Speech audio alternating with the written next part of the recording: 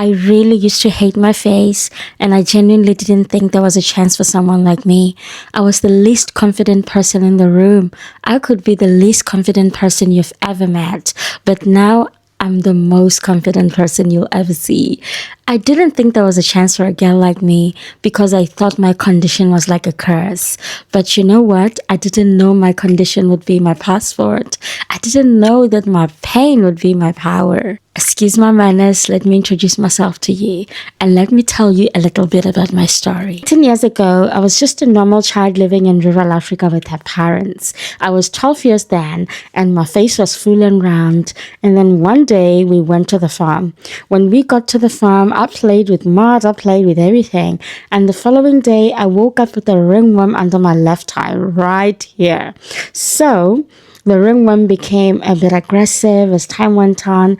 I was scratching, my eye was getting irritated, and now the ringworm just started spreading. We went back to town with my parents and we went to the clinic, and when we got there we saw a doctor, and the doctor was like, yeah, it's a ringworm, I'm going to treat it as a fungal infection. The doctor treated me and we thought everything would be okay. Girl, instead of the ringworm getting better, it got aggressive. It got really aggressive, got into my eye. It started eating away my nose. The more I scratched, I started bleeding. And then from there, things went south.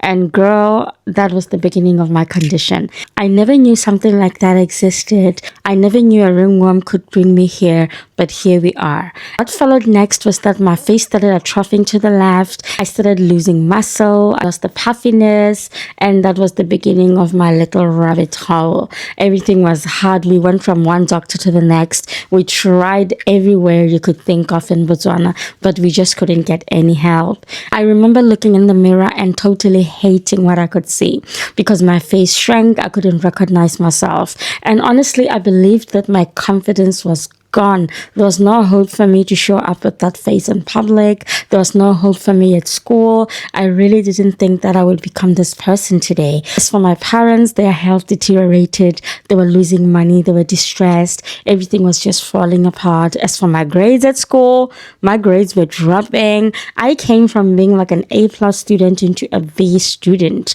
Like I came from the 90%, the merits, into just deep down into the 70s, into the 60s. Talk about the community. I was the talk of the town. People made all sorts of theories about what was happening to me. I was so ashamed of stepping outside the door because everybody had a theory of what was going on with me. I was so ashamed of just showing up. I was so shy.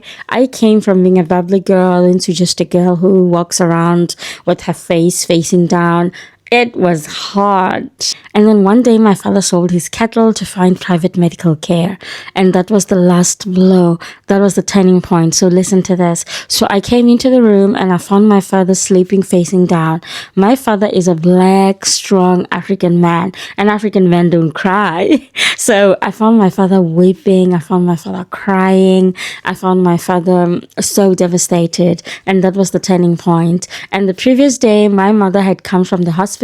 She was like diagnosed with diabetes and hypertension. So the mood in my family was just not, everyone was unhappy. As for my siblings, I just saw they were depressed. I just saw my siblings not themselves. And then that was the turning point. I looked at myself and I thought, look at my grades, look at my family, look at me. And then I started to ask myself, but in the midst of this chaos, what can I take home? And what I could take home was that I needed to be grateful because I wasn't in pain. That was like the biggest thing. I had slight headaches, but they were manageable. I was able to go to school. I was able to read and study. And then I just thought, I have two choices, either to stop for the rest of my life or to rise up. At that point, I said, girl, get up. And that decision changed everything. I stopped chasing perfection. I stopped chasing a symmetry.